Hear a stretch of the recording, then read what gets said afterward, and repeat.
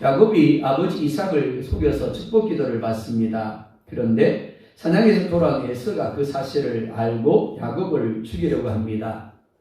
어쩔 수 없이 살기 위하여 하란에 있는 외삼촌 라반의 집으로 도망가게 되어집니다. 어느 누가 봐도 행복한 여정이 아닙니다. 잘된 일이 아닙니다. 감사할 수 없는 일입니다. 하지만 하나님의 섭리라는 관점으로 보면 얼마든지 감사할 수 있습니다. 긍정으로 볼 수 있습니다. 그리고 행복해할 수 있습니다. 이는 우리의 삶도 마찬가지입니다. 똑같은 상황인데 믿음으로 보느냐 그렇지 않느냐에 따라서 그 상황은 긍정적인 상황이 되기도 하고 부정적인 상황이 되기도 합니다. 어떤 분이 그러더라고요. 죽겠네.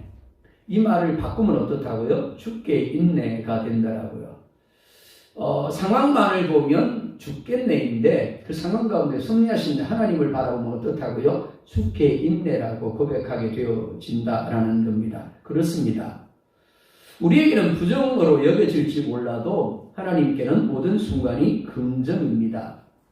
로마서 8장 28절 말씀 잘 아시죠? 하나님은 하나님을 사랑하는 자, 그 뜻대로 부르심을 입은 자들에게 모든 것이 합력하여 선을 이루게 하십니다. 그러니까 하나님께는 모든 순간이 긍정입니다.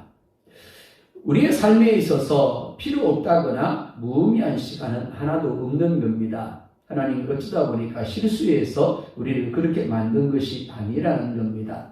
하나님이 최종적으로 하나님이 원하시는 그 모습의 삶을 만드시기 위해서 그 자리에 세우시기 위해서 때로는 우리가 부정이라고 여기는 실패라고 여기는 힘들다고 고통스럽다고 여기는 그 자리에 우리를 세우신다라는 겁니다. 야곱도 마찬가지입니다. 자, 첫 번째 오늘 본문은 부정이지만 긍정의 그림임을 말씀을 합니다. 1절 2절 같이 볼까요? 시작. 이삭이 야곱을 불러 그에게 축복하고 또 당부하여 이르되 너는 가나안 사람의 딸들 중에서 아내를 맞이하지 말고 일어나 바단 아람으로 가서 내 외조부 부도벨의 집에 이르러 거기서 내 외삼촌 라반의 딸 중에서 아내를 맞이하라. 아멘. 이삭이 야곱에게 바단 아람 즉 하란에 있는 외삼촌 집으로 가라고 합니다. 가라고 하는 이유가 뭐죠? 그렇죠, 맞습니다. 그곳에서 라반의 딸 중에서 아내를 맞이하라고 합니다. 지금의 상황은 야곱이 아버지 이삭을 속여서 축복 기도를 받은 것 때문에 에서가 야곱을 죽이려고 하는 상황입니다. 그러니까 결혼은 나중 문제이고 살기 위해서는 어떻든 가나안을 떠나 아버지의 집을 떠나 외삼촌에게로 도망을 갈 수밖에 없는 상황입니다. 축복을 받으려고 아버지를 속이면서까지 축복 기도를 받았습니다. 하지만 되어진 결과는 오히려 집을 떠나 머나먼 땅 하란으로 도망을 해야 하는 상황이 되어진 겁니다. 자, 물어볼까요? 긍정입니까? 부정입니까? 대답을 시원찮게 하시네요. 점심을 제대로 안 드셨습니까? 자, 긍정입니까? 부정입니까? 부정이죠, 그죠? 누가 봐도 부정입니다. 이를 가리켜서 긍정인데요 라고 하실 분은 없을 겁니다. 하지만 우리는 이 상황이 긍정임을 이미 알고 있습니다. 왜요? 결론을 알고 있기 때문에 그렇습니다. 야곱이 외삼촌 라반의 집으로 왜 가야 하는가를 우리는 알고 있습니다. 단순히 도망하기 위한 게 아닙니다. 단순히 살기 위한 게 아니에요. 드러난 것은 도망입니다. 실패죠, 그죠? 살기 위해서입니다. 하지만 본질은 하나님의 계획하심이고 섭리하심인 겁니다. 첫째, 각 아버지 이삭이 하란 땅의 리브가를 아내로 맞이했던 것처럼 하나님이 야곱을 위하여 누구를요? 아내들을 준비해 두신 곳이 하란 땅입니다. 그리고 이를 통해서 이스라엘을 이루는 12아들을 낳게 하십니다. 그래서 이삭도 내 외삼촌 라반의 딸 중에서 아내를 맞이하라고 합니다. 사실 이삭도 막연하게 외삼촌 라반의 딸 중에서 아내를 맞이하라고 할 뿐 하나님이 라반의 두 딸과 여종을 야곱의 아내로 준비하실 줄은 그리고 이를 통하여 무려 12명의 자녀를 갖게 하실 줄은 상상했을까요? 못했을까요? 당연히 상상 못하겠죠, 그죠? 단순히 그 집에 가서 딸이 둘이 있으니까 그 중에서 하나라도 아내를 취했으면 좋겠다라는 기대를, 희망을 야곱에게 이야기하고 있는 겁니다. 자, 그러니까 야곱의 걸음은 도망자의 걸음일까요? 아닐까요? 자, 야곱의 걸음은 도망자의 걸음이 맞죠. 그죠? 도망자의 걸음이 맞습니다. 하지만 믿음의 관점으로 보면 어떻다고요? 도망자의 걸음이 아닌 거예요.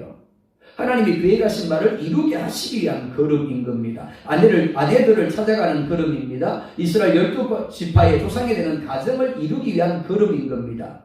그러니까 야곱이 삼촌 집으로 가야 된다고요? 안 가야 된다고요? 반드시 가야 되는 거예요. 가야 가정을 이루고 가야 12명의 아들을 낳고 그들이 이스라엘의 조상이 될 수 있는 겁니다. 그래야 이스라엘 민족이 탄생이 되어지는 거죠. 둘째, 에스로부터 도망하는 걸음, 즉 실패한 것 같고 아무것도 되지 못한 상황으로 인하여 야곱은 세계 처음으로 루스 땅에서 하나님을 만납니다. 그리고 하나님의 약속의 말씀을 받게 됩니다. 자, 야곱이 만약에 실패하지 않았더라면, 그리고 외삼촌 집으로 도망하지 않았더라면 루스로 갈 수 있었을까요? 갔을까요? 안 갔겠죠. 집에서 잘 먹고 잘 살고 있었겠죠.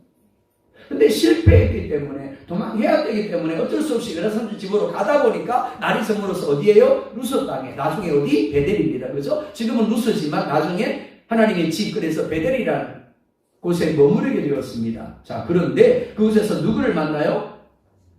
세계 처음으로 하나님을 만나는 겁니다. 모태신앙인데 세계 처음으로 하나님을 만납니다. 그리고 자신에게 하나님이 주시는 약속을 받게 되었어요. 자, 세 번째, 하나님은 야곱이 삼촌 라반의 집에 가는 20년을 통해서 하나님이 과연 야곱과 함께 하시고 과연 약속하신 것을 반드시 이루심을 체험하게 하세요. 그리고 이를 통하여 하나님의 약속을 절대 신뢰하며 하나님께 복종하는 자가 되게 하십니다. 넷째, 야곱을 이스라엘 되게 하시기 위하여 1차로 삼손 라반의 악한 마음, 즉 야곱을 속이는 행위를 통하여 야곱을 훈련하고 연단하십니다. 그러니까 외삼촌 라반의 집은 신병훈련소와 같은 겁니다. 다섯째, 야곱에서 주님과의 실험을 통하여 비로소 존재적인 변화, 즉 야곱이 이스라엘이 되게 하시는 체험을 하게 하십니다. 그리스도인들이 당장에 주어진 상황만을 보고 하나님을 오해하지 말아야 할 이유, 성급하게 실패했다라고 안 되었다라고 결론을 내리지 말아야 할 이유가 바로 여기 있습니다. 우리의 삶은 수없는 퍼즐로 되어 있습니다. 그리고 그 퍼즐들 중에는 야곱이 도망하는 상황과 같은 실패와 절망과 포기의 상황도 있습니다. 드러난 것만 보면 분명히 실패죠. 안 되어진 것입니다. 절망할 수밖에 없습니다. 하지만 그것은 단지 그림의 한 부분의 퍼즐일 뿐이지 전체 그림이 아니더라라는 거죠. 하나님의 인도하심을 믿는다면 퍼즐의 조각이 아니라 합력하여 선을 이루실 하나님을 기대해야 하는 겁니다. 인간적인 생각에 이삭과에서, 그리고 그에 맞서는 리브과 야곱의 인간적인 방법, 그리고 그로 인하여 에서가 죽이려는 상황 속에서 살아남기 위하여 도망하는 야곱의 모습은 아무리 좋게 보려고 해도 좋게 보이지 않습니다. 만약 야곱이 믿음으로 하나님께 순종하려다가 받는 고난이라면 그래도 긍정적으로 볼 수 있겠습니다. 하지만 인간적인 생각을 따르는 결과이기 때문에 더더욱 좋게 보이지 않습니다. 하지만 야곱이 이스라엘이 되기 위해서는 어떻게 해야 된다고요? 반드시 바단 아람으로 가야 되는 거예요. 특별히 라반의 집에서 하나님이 준비해 놓으신 아내들을 만나 가정을 이루어야 합니다. 그리고 하나님이 라반의 가정이라는 훈련소에서 라반을 통하여 하나님이 원하시는 믿음의 사람, 약속의 사람으로 깎으시는 시간들을 견뎌내어야 합니다. 그리고 연단되어져야 하는 거예요. 그리고 어떻게 해요? 야곱에서 또 예수님을 만나야 합니다. 예수님과 씨름하고 예수님께 한국 두 손 들고 나 축복해 주세요. 내 힘으로 안 되더라고요. 주님이 해주셔야 됩니다. 그럼 그 이름이 뭘로 바뀌어요? 하나님의 은혜로 살아가는 자, 이스라엘 이름으로 바뀌어져야 하는 겁니다. 우리의 삶도 마찬가지입니다. 때로 이해가 되지 않을 수 있습니다. 너무 힘이 들고 고통스러울 수 있습니다. 왜 나만 이렇게 힘들어야 돼?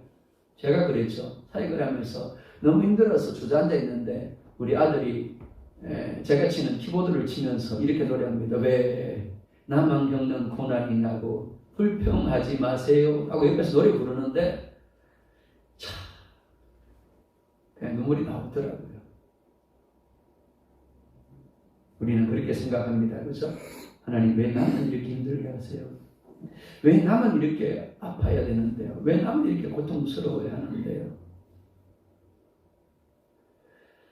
그렇습니다. 인간의 눈으로 보면 분명히 부정입니다. 하지만 하나님이 이를 통해서도 우리를 긍정의 자리로 이끌어 가심을 믿으시기 바랍니다.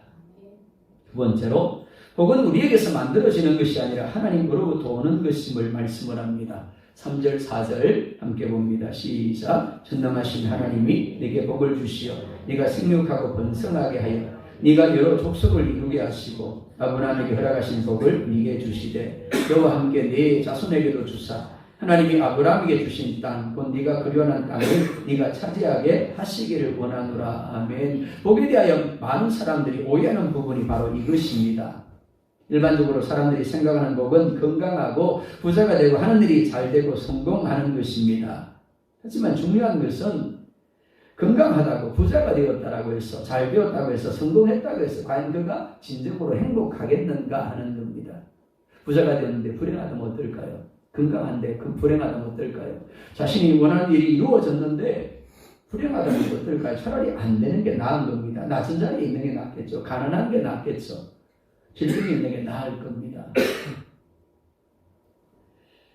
그럼에도 불구하고 사람들은 자꾸만 복을 상황이나 환경과 연결하여 생각하는 경향이 있습니다. 자, 복이라는 단어 뭐라 그랬죠? 바라크라는 단어를 쓴다라고 했습니다. 바라크라는 동사는 첫 번째 무릎을 꿇고 기도하는 것을 가리킵니다. 뭐라고요? 네, 여러분들이 좋으시나 안 좋으시나 제가 봤어요. 네, 첫 번째 바라크는 무릎을 꿇고 기도하는 것을 가리킵니다. 그럴 때 바라크라고 이야기를 합니다. 두 번째는요, 무릎을 꿇고 경배하는 것을 가리킵니다. 무릎을 꿇고 예배하는 것을 가리켜요. 그래서 저희 어릴 때는 무조건 바로 바닥에 예배 시작할 때는 뭐 하라고요?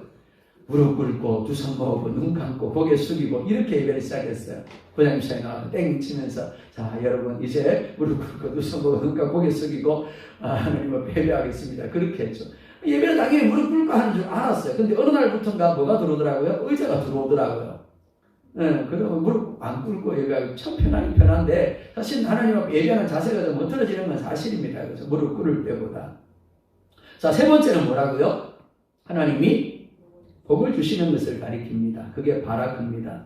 하나님 내게 복을 주셨대? 바라크라는 겁니다. 네 번째는요, 받은 복을 감사하며 찬양하는 것을 가리킵니다. 우리가 감사하는 것, 그게 바라크입니다. 자, 기본적으로 바라크라는 단어는 유익한 능력을 부여하다라는 의미입니다. 그리고 구약 성경에서 복은 성공과 번영과 생산과 장수 등을 위한 능력을 주신다라는 의미입니다. 그러니까 복은 뭐라고요? 상황적인 게 아니에요. 환경적인 게 아닙니다. 관계적인 겁니다. 누구와의? 하나님과의 관계적인 거예요. 하나님을 하나님으로 인정하며 하나님 앞에 엎드리고 무릎을 꿇을 때 그게 뭐라고요? 바라크예요. 그래서 하나님이 내게 필요한 은혜를 주시는 거예요. 아담의 범죄로 인하여 하나님과의 관계가 끊어졌습니다. 그로 인하여 저주받은 삶을 살게 되었습니다. 그리고 마침내 영적 육적인 죽음을 맞이하는 인생은 아무리 건강해도 아무리 부자가 돼도 아무리 성공해도 아무리 자신이 원하는 일이 이루어져도 행복할 수 없는 이유가 바로 여기 있습니다. 왜 그렇다고요? 하나님과 끊어져 있으니까. 마치 나무에서 떨어져 죽어가는 가지의 열매가 맺기를 희망하는 것과 같은 겁니다. 그러니까 진정한 복은 스스로 하나님을 찾을 수 없고 스스로 복을 누릴 수 없는 사람에게 예수 그리스도의 십자가의 희생을 통하여 하나님이 찾아오시는 것으로부터 시작이 되어지는 겁니다. 그리고 하나님이 함께 하심으로 누리게 되어지는 겁니다. 사랑하는 성도 여러분, 복이란 내가 만들 수 있는 것이 아닙니다. 복은 하나님으로부터 주어지는 겁니다. 야곱이 그토록 사모하고 애썼음에도 불구하고 실패할 수밖에 없었던 이유가 여기 있습니다. 노력한다고 애쓴다고 복이 만들어지는 게 아니에요. 복의 사람이 되는 게 아닙니다. 야곱은 스스로의 노력이나 애씀으로 구원의 자리에 행복의 자리에 이르려고 하는 인생들의 모습을 보여주고 있습니다. 어떻게 예수 그리스도의 십자가 희생이 어떻게 성령 하나님이 우리에게 오셔서 우리와 함께함이 복음이 되고 기쁜 소식이 될 수 있습니까? 우리의 힘으로 할 수 없는 것을 하나님이 하시기 때문입니다.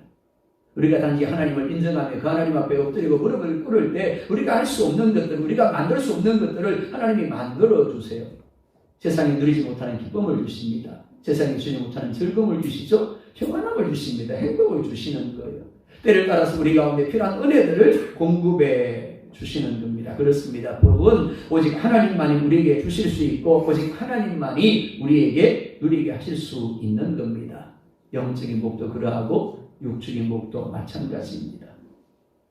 세 번째로 하나님이 야곱을 찾아오심을 말씀을 합니다. 10절 같이 볼까요? 시작. 야곱이 돌립에서 떠나 하란으로 향하여 가더니. 아멘. 하란을 향한 야곱의 걸음은 결코 자신이 원해서 가는 걸음이 아닙니다. 상황에 쫓겨가는 야곱이죠. 그러니까 인간적인 시각으로 보면 실패입니다. 하지만 믿음의 시각으로 보면 결코 실패가 아닙니다. 하나님이 야곱을 하나님이 원하시는 사람으로 만들며 세우시기 위한 걸음입니다. 자연인이 믿음의 사람이 되는 것은 결코 저절로 되지 않습니다. 숙성의 과정을 거쳐야 합니다. 깎아내고 붙이는 과정이 필요한 겁니다. 11절 12절 볼까요? 시작. 한 곳에 이르는 해가 진지라 거기서 유수가 되고 그곳 한 돌을 가져다가 베개로 삼고 거기 누워 자더니 꿈에 본적 사닥다리가 땅에 서 있는데 그 꼭대기가 하늘에 닿았고 또 본적 하나님의 사자들이 그 위에서 오르락 내리락 하고. 아멘. 루스 이런 야곱은 날이 저물이기 때문에 더 이상 가지 못하고 들에서 유숙하게 되어집니다. 지금 야곱은 심리적으로 심각하게 위축이 되어 있습니다. 그리고 육체적으로도 지쳐 있습니다. 또한 해가 저물이기 때문에 기운이 떨어져서 몹시도 추웠을 겁니다. 근데 그 자리에 아무도 없었어요. 야곱이 가진 것이 아무것도 없었습니다. 그래서 뭐라고 이야기를 합니까? 그곳에 한 돌을 가져다가 베개로 삼았대요. 항상 자신의 곁에서 자신의 편이 되어주던 어머니 리브가는 지금 야곱과 함께 할 수가 없습니다. 그의 아버지도 그와 함께하고 있지 않습니다. 아무것도 가지지 못하고 아무도 함께하지 않는 상황, 아무것도 되어지지 못한 상황, 그 상황에서 야곱의 마음속에 소망이란 단어가 있었을까요? 내일은 잘 될 거야. 내가 외삼촌 집에 가면 잘 될 수 있을 거야 라고 생각했을까요? 아니요. 그럴 수 없는 겁니다. 자, 그런데 그때 누가요? 하나님이 야곱을 찾아오십니다. 되어진 상황에 실망하고 자기 자신의 실망이 있을 때 그때 하나님이 찾아오세요. 야곱은 하나님이 창세전에 택하신 사람입니다. 무엇보다 그는 모태신앙입니다.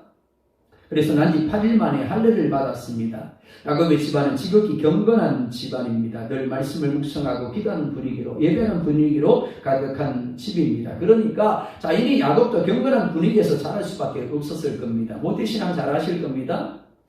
예, 모태신앙의 특징이 뭐라고요? 예, 드러난 것은 모태신앙이니까 어릴 때부터 신앙을 가졌다는 의미입니다. 그죠? 근데 실제적으로 모태신앙을 가지신 분들이 문제가 뭐가 하면 강제적인 신앙 때문에 반항하는 것들이 마음 안에 만들어진다는 거죠. 그래서 엄마 아빠가 뭐 하자 그러면 못해 그럽니다. 예, 목사가 뭐라 그러면 못합니다 그래요. 그래서 모태신앙입니다. 예, 모태가 아니라 못해요. 야곱도 그랬을 겁니다. 그는 분명히 경건한 집안에서 믿음의 분위기에서 자랐는데, 예배하며 기도하며 자랐는데, 문제는 뭐가 하면 그가 개인적으로 하나님을 만난 적이 없다는 거예요. 왜 예배해야 되는지, 왜 기도해야 되는지 모른 채 엄마 아버지가 예배하자 그러니까 거기 가서 그냥 예배자리에 앉아있는 거예요. 기도하자 그러니까 두 손 모아야 돼 그러니까 모으는 겁니다. 오늘 로이가 이제 생일이었는데, 제가 이제 생일들을 달력에 체크를 해놓는데요. 로이에게 물었어요. 로이 오늘 생일이지요? 아니요, 6밤 더 자야 돼요. 아빠가 지난번에 이제 6밤 더 자면 네 생일이야 그랬던가 봐요. 근데 오늘도 6밤인 거예요. 6밤 지나 또 6밤인 거예요.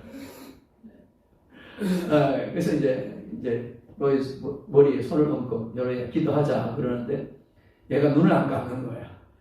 그 옆에 있던 우리 집사님이 눈 감아야지, 손 모으고 기도해야지. 그러니까 눈 싹 감고 이제 그런 분위기입니다. 그죠? 나는 기도 안 하고 싶은데 왜 기도해야 돼? 목사님 왜 갑자기 내 머리에 손을 얹고 기도하지? 그죠? 이해를 모르는 거죠. 야곱이 그랬다라는 겁니다. 하나님을 개인적으로 만난 적이 없고 예배나 기도를 통해서 하나님의 은혜를 역사를 체험해 본 적이 없는 겁니다. 단지 이론적으로 하나님에 대하여 들었을 뿐이고 막연하게 하나님에 대하여 알고 있었을 뿐인 겁니다. 단지 가정적인 분위기 때문에 혹은 막연하게 하는 성경적인 지식 때문에 어쩔 수 없이 예배 자리에 나오고 교회를 출석하고 있었을 뿐인 겁니다. 야곱이 가진 문제는 자신이 원하는 대로 축복의 사람이 되지 못한 것이 아닙니다. 그가 복음적인 분위기 안에 머물고 있으면서도 하나님을 개인적으로 만나지 못했다는 것이 문제인 거예요. 사실은 많은 사람들이 이렇게 살아갑니다. 엄마 뱃속에서부터 교회를 다녔습니다. 유치동부를, 중고등부를, 청년대학부를 졸업하죠. 그리고 결혼해서 장년부가 됩니다. 근데 개인적으로 하나님을 만난 적이 없는 거예요. 제가 에콰도르에서 제자훈련을 했던 한 분도 그랬습니다. 제자훈련을 하면서 예수님을 만나게 되었어요. 어느 누구보다도 믿음으로 살려고 하고 계속해서 간증의 고백들을 하고 있는 것을 보게 됩니다. 여러분 어떻습니까? 혹 야곱처럼 이론적으로 하나님에 대하여 알고 있지는 않습니까? 단지 누군가로 말미암아 예배해야 되기 때문에 예배 자리에 앉아있고 기도해야 된다고 그러니까 기도하고 그렇게 계속해서 종교인으로 살아오지는 않았습니까? 하나님이 야곱을 실패와 결핍의 자리인 광야로 끌고 오신 이유가 바로 여기 있습니다. 굳이 루스 땅으로 끌고 와서 돌을 베개 삼아서 이슬 내리는 그 땅에서 추위에 떨면서 잠을 자게 하신 이유가 바로 여기에 있습니다. 왜냐하면 하나님을 만나려면 철저하게 자기 자신에 대하여 실망하고 자신의 한계를 인정해야 하기 때문에 그렇습니다.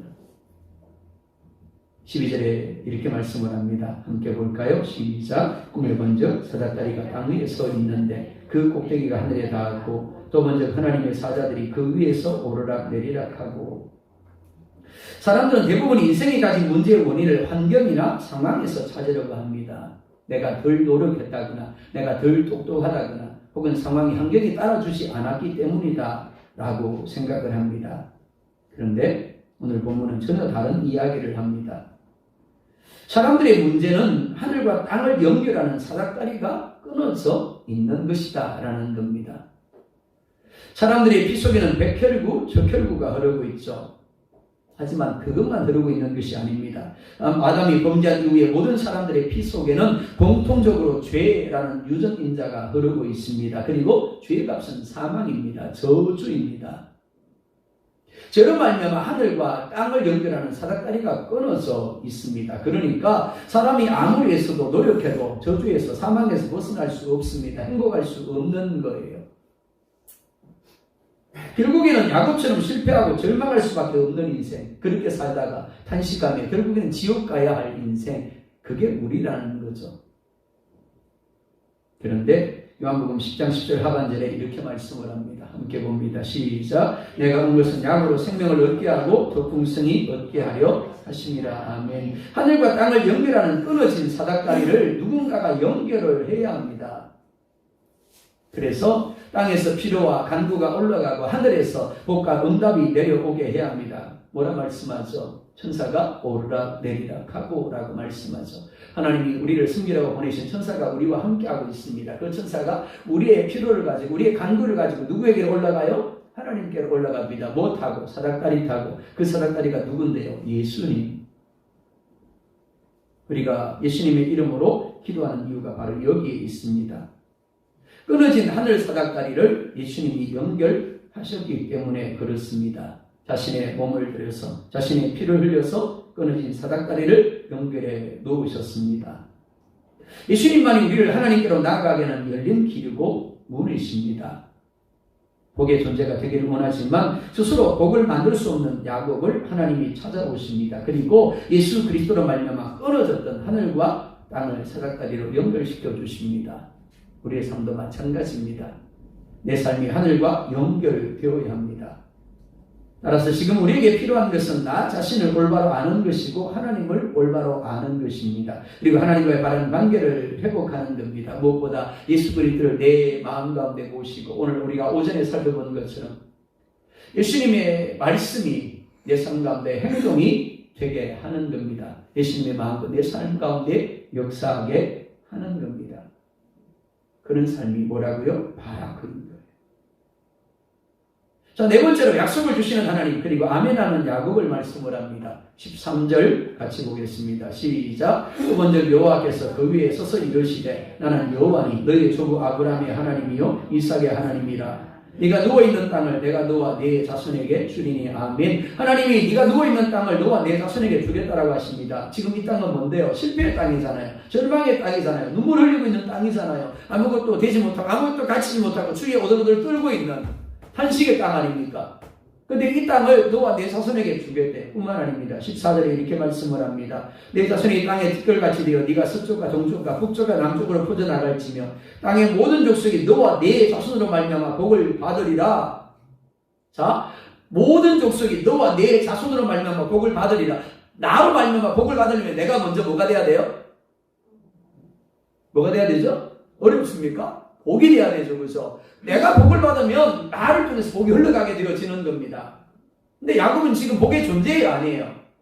아니에요. 야곱이 생각하기에 나는 복의 존재가 아니에요. 실패한 겁니다. 그죠? 그렇게 복의 존재가 되려고 애썼는데, 노력했는데, 그래서 형을 속였고 아버지를 속였지 않습니까?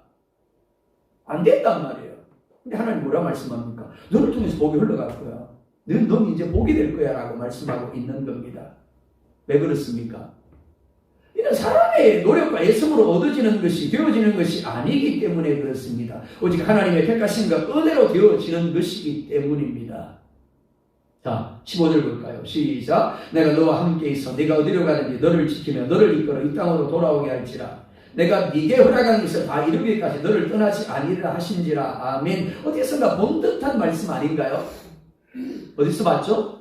다윗에게서요. 다윗에게서요. 다윗의 삶의 특징이 바로 이 말씀입니다. 다윗이 어디를 가든지 여호와께서 함께 하심으로 이기게 하시니라. 다윗의 삶이 형통할 수 있었던 이유, 다윗의 삶이 전무후무한 축복의 삶이 될 수 있었던 이유가 뭐라고요? 하나님의 함께 하심이에요. 다윗의 뛰어남이 아닙니다. 다윗이 노력하고 애씀이 아니에요. 하나님이 그와 함께 하셨더니 그가 축복의 사람이 되어져서 그로 말미암아 복이 누구에게? 이스라엘 백성들에게 누려진 거예요.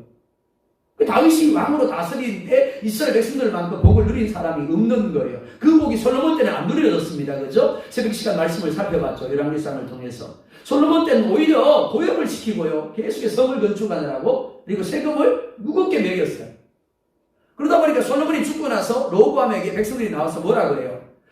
당신의 아버지가 우리를 무겁게 고역을 시키고 무겁게 세금을 매긴 것을 가볍게 해주면 우리가 당신을 왕으로 섬기겠습니다. 라고 이야기를 합니다. 다윗의 때 하나님이 함께하셔서 다윗을 복의 사람이 되게 하셨습니다. 그리고 그 복이 다윗을 통해서 흘러가서 이스라엘 백성들이 누리게 하시는 거예요. 하나님은 지금 그 이야기를 하고 있는 겁니다. 내가 너와 함께 할 거야. 그래서 네가 복이 되게 할 거야. 그리고 너를 통해서 복이 흘러가게 할 거야 라고 말씀하고 있는 겁니다. 지금까지 야곱의 삶은 혼자 하는 삶이었습니다. 엄마 뱃속에서 혼자 애써와 다투었죠. 그죠? 못 나가! 내가 먼저 나갈 거야. 내가 장자가 될 거야. 그랬습니다. 그죠? 그리고 혼자 고민하는 거예요. 무슨 고민? 어떻게 하면 장자의 명분을 뺏어올 수 있을까? 어떻게 하면 축복을 가르칠 수 있을까? 그러다가 사냥터에서 에스가 돌아오는데 내게 지쳐 보이고 배고파 보여. 일부러 냄새를 막 진하게 해가지고 냄새를 풍기게 만들었어요. 그래서 오더니 와 이거 맛있어 보이는데 한 그릇만 줘라. 그냥 못 주지. 장자의 명분을 나한테 넘겨. 내가 죽게 생겼는데 장자의 명분을 내게 무슨 유익이 있겠어. 그리고 넘깁니다. 그죠? 뿐만이 아닙니다. 아버지가 죽을 날이 아직 한참 남았는데도 불구하고 죽을 때가 가까웠다고 생각하고는 에스를 불러서 사냥해서 별미를 만들어 나한테 먹게 하면 내가 마음껏 축복하겠다라고 이야기를 합니다. 말도 안 되는 이야기죠. 사실은 그때도 야곱은 혼자 고민을 했을지 모르겠습니다. 근데 리브가가 나서줍니다. 자, 그렇게 혼자 싸우고 혼자 속이고 또 속였습니다. 혼자 마주동쳤어요. 근데도 안 되었단 말입니다. 그런데 지금부터는 하나님께서 함께 하겠다라고, 하나님이 지키고 하나님이 이끌겠다고, 하나님이 하겠다고 언제까지요? 말씀한 것을 다 이루기까지요.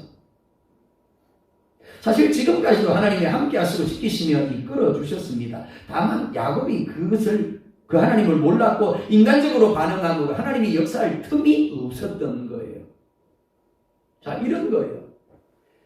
제가 신방을 갔습니다. 신방을 간다 그러고 그냥 불시에 여러분 가정에 신방을 갔더니 여러분이 마당에서 묵은 짐을 옮기려고 하는 겁니다. 제가 그럽니다. 집사님 제가 할게요. 그때 집사님이 이렇게 이야기합니다. 아이, 목사님 가만 계세요. 내가 할게요. 집사님보다 제가 젊으니까 짐을 제가 들면 훨씬 나을 텐데 혼자 하겠대. 그리고 낑낑거리면서 끌고는 옮기는 겁니다. 누구의 삶이? 야곱의 삶이 그렇다라는 거예요. 하나님이 함께 하시면서 행동하시기 위해서 그 가운데 있는 것인데 우리는 이렇게 이야기합니다. 하나님 제발 움직이지 마세요. 제발 아무것도 하지 마세요. 내가 다 할 거야. 하나님은 가만히만 계세요. 그러니까 하나님이 역사할 수 없는 거죠. 자, 태초에 뭐가 계시니라? 그렇죠. 태초에 행동이 계시니라. 예수님이 하나님의 아버지의 약속의 말씀의 행동이라고 그랬습니다. 말씀의 성취자라고 그랬죠. 우리 가운데도 똑같습니다. 하나님이 약속한 것을 이루기 위해서 오늘 우리와 함께하고 계세요. 우리 가운데 역사하고 계세요. 그런데 문제가 뭐라고요? 요한계시록 3장 20절에서 뭐라 말씀하죠? 볼지어다 내가 문 밖에 서서 두드리니 누구든지 내 음성을 듣고 문을 열면 내가 들어가 그와 더불어 먹고 그는 나와 더불어 먹으리라. 뭐 하고 있다고요? 예수님 구경만 하고 있다라는 이야기예요. 자, 야곱이 어떻게 반응합니까? 18절 볼까요? 시작. 야곱이 아침에 일찍 일어나 베개로 삼았던 돌을 가져다가 그 위에 기름을 붓고 아멘. 기둥으로 세우고 그 위에 기름을 부었다라고 말씀을 합니다. 구약에서 기름 부음은 구별을 상징합니다. 그리고 헌신을 상징합니다. 야곱은 자신이 하나님을 만난 장소를 구별합니다. 그리고 자신에게 나타난 하나님에 대한 헌신을 결단합니다. 그리고 서원을 하죠. 20절, 21절 볼까요? 시작. 야곱이 서원하여 이르되 하나님이 나와 함께 계셔서 내가 가는 이 길에서 나를 지키시고 먹을 떡과 입을 옷을 주시어 내가 평안히 아버지 집으로 돌아가게 하시오면 아멘. 첫째, 하나님이 나와 함께 계시기를 간구합니다. 그리고 지키고 이끌어 주셔서 돌아오게 하실 것을 기도합니다. 자, 한번 물어볼까요? 하나님 이 기도에 응답하실까요? 안 하실까요? 고민 좀 필요하신가요? 자, 이미 하나님은 야곱에게 이렇게 하겠다고 약속하셨어요. 하나님 이렇게 하실 거죠? 할 필요가 없는 겁니다. 이미 하나님은 이전에 야곱에게 내가 너와 함께 할 것이고 약속한 것을 다 이루기까지 결단하고 너를 떠나지 않을 거야. 너와 내 자손으로 말미암아 많은 사람들이 복을 누리게 될 거야 라고 약속하셨어요. 그 하나님이 약속한 것을 이룰 거야? 안 이루실까요? 이루시는 겁니다. 우리는 이제 믿음으로 아멘 따라가기만 하면 되는 겁니다. 근데 우리는 자꾸만 조건적으로 하나님과 뭔가 거리를 하려고 그래요.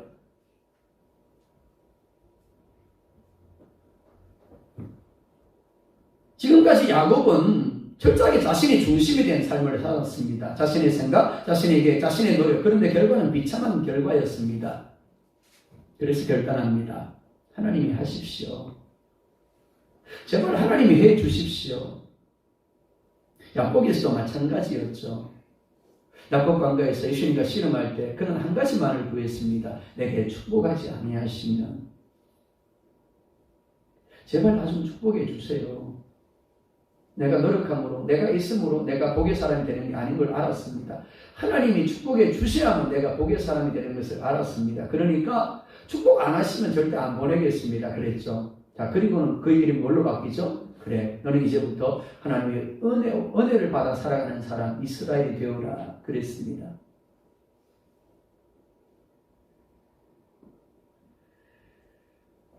믿음이란 무엇입니까? 내가 할 수 없다라는 것을 인정하는 겁니다. 하나님이 하셔야 한다는 것을 인정하는 거예요. 하나님께 삶의 주도권을 내어드리면서 하나님이 함께 하시며 하나님이 지키시며 하나님이 이끌어갈 것이라 약속하신 대로 하나님 하십시오. 아멘 하는 게 믿음인 거예요. 근데 많은 사람들이 하나님을 믿는다라고 하면서도 정작 하나님은 뒤에 세워놓고 자기 자신이 하려고 하는 겁니다. 하나님이 아무것도 할 수 없는 거죠. 그리고 나중에 안 되면 누구 탓한다고요? 하나님 탓하는 거죠. 잘 되면 누구 탓? 내 탓하는 거죠. 마태복음 6장 33절에 이렇게 말씀을 합니다. 먼저 그 나라와 그의 의를 구하라. 그리하면 이 모든 것을 너에게 더하시리라. 우리에게 필요한 것은 이 말씀을 믿는 겁니다. 그리고 순종하는 거예요. 그러면 하나님이 책임지시는 겁니다. 여기서 구하라는 말은 법적인 용어입니다.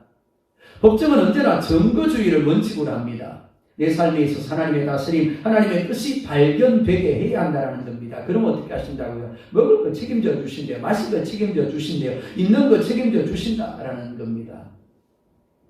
야곱이 하나님께서 원하는 것이 무엇입니까? 여호와께서 나의 하나님이 될 것이고 내가 기둥으로 세운 이 돌이 하나님의 집이 될 것이고 하나님께서 내게 주신 모든 것에서 10분의 1을 반드시 하나님께 드리겠습니다라고 서원을 했습니다. 자, 본문은 뭐 하시면 뭐 하겠다라는 식으로 되어 있습니다. 그러다 보니까 마치 무슨 거래를 하는 것 같고 조건적인 것처럼 보이는 것이 사실입니다. 하지만 본문의 실제 내용은 그렇지 않습니다. 자신의 한계를 고백하면서 하나님의 도우심을 구하는 겁니다. 또한 하나님이 이러저러한 분이기 때문에 내가 이러저러하게 하겠습니다라고 믿음의 고백을 하고 있는 겁니다. 야곱에게 있어서 하나님은 할아버지의 하나님이었습니다. 그리고 아버지의 하나님이었죠. 하지만 이제 야곱은 하나님을 자기 하나님으로 고백합니다. 이는 하나님이 자신의 삶의 주인이 되심에 대한 고백이라고 할 수 있겠습니다. 자신의 생각, 자신의 뜻, 자신의 계획, 자신의 감정 그 모든 것에 있어서 하나님을 의식함이 이제 순종하겠습니다라고 결단하는 겁니다. 뿐만 아닙니다. 자신이 하나님을 만난 베델에서 하나님을 예배하고 섬기며 동시에 자신이 하나님의 성전으로서 살아갈 것을 결단합니다. 그리고 하나님이 주신 것 중에서라고 말하죠. 내가 노력하고 내가 애쓰고 내가 수고해서 거둔 것이 아니라 하나님이 내게 주신 것이라고 이야기를 합니다. 그리고 그 중에서 10분의 1을 구별하여 하나님 앞에 드리겠다라고 이야기를 합니다. 엄마에 비해서 나온 아이는 결코 하루아침에 장년으로 자라지 않습니다. 마찬가지입니다. 우리의 믿음도 하루아침에 크지 않습니다. 하지만 우리에게 믿음을 주신 하나님이 우리의 믿음을 그리스도 예수의 장성한 분량에까지 자라가게 하십니다. 우리를 하나님의 사람으로서 온전하도록 만들어 가세요. 우리가 해야 할 것은 그 하나님의 인도하심을 인정하는 겁니다. 그리고 어떤 상황에서도 하나님의 말씀을 신뢰함으로 순종하는 겁니다. 말씀을 능력으로 푸는 열쇠가 곧 순종입니다. 따라서 아무리 알고 깨달아도 순종하지 아니하면 아무 유익이 없는 겁니다. 사랑하는 성도 여러분, 하나님이 여러분과 함께하고 계십니다. 그리고 여러분의 삶을 하나님이 원하시는 삶으로 만들어가고 계십니다. 여러분이 지금 머물고 있는 자리가 야곱처럼 광야의 자리일 수 있습니다. 루스일 수 있어요. 근데 그 루스에 누가 찾아오셨다고요? 하나님이 찾아오세요. 그리고 끊어진 사람 다리를 연결하여 주셔서 천사가 부지런히 오르락 내리락 하게 하십니다. 그리고 약속의 말씀을 주시죠. 그렇습니다. 내게는 힘든 자리지만, 내게는 절망의 자리고 고통스러운 자리지만 하나님이 꼭 필요하시기에 그곳에 머물게 하시는 겁니다. 그렇기 때문에 어떤 상황, 어떤 환경이라도 하나님의 선택과 결정이 옳고 선함을 인정하시기 바랍니다. 그리고 믿음으로 하나님을 신뢰하며 현재의 상황까지도, 나의 탄식까지도, 어찌 보면 실패 같은 그 자리까지도 하나님께 맡기고 기대하며 믿음으로 감사 한번 해보시기 바랍니다. 과연 하나님이 여러분과 함께하고 계시며 하나님 어떤 분이신가를 여러분들에게 보게 하고 누리게 할 것입니다. 그런 여러분 될 수 있게 예수님의 이름으로 축원합니다.